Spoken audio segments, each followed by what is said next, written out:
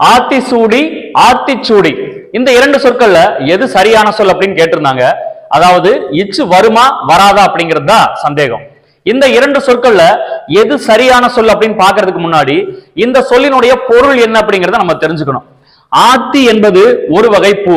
அதாவது சிவபெருமானுக்கு ஆத்தி பூவால் ஆன மாலைய சூட்டுவாங்க.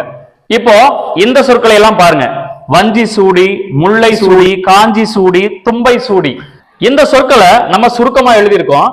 இதையே விரிவா எழுதும் போது இந்த மாதிரி தான் வரும். வஞ்சியை சூடி, முல்லையை சூடி, தும்பையை சூடி, இப்படி வரும். இப்போ இரண்டு சொற்களுக்கு இடையில ஐ என்ற உருபு இங்க மறைஞ்சு வந்திருக்கு.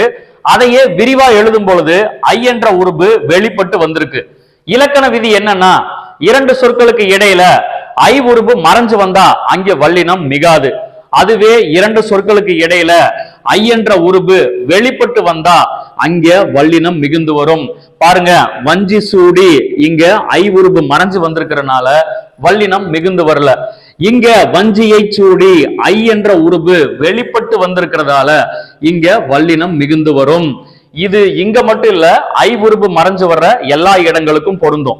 இதே மாதிரிதான் எல்லா சொற்களுக்கும் வரும். இந்த இலக்கணம் தான் ஆத்தி சூடிக்கும் பொருந்தும். ஆத்தி சூடி என்ற சொல்லுல ஐ உருபு மறைஞ்சு இருக்கிறதால வல்லினம் மிகுந்து வராது. அப்போ ஆத்தி சூடி என்ற சொல் தான் சரியான சொல்.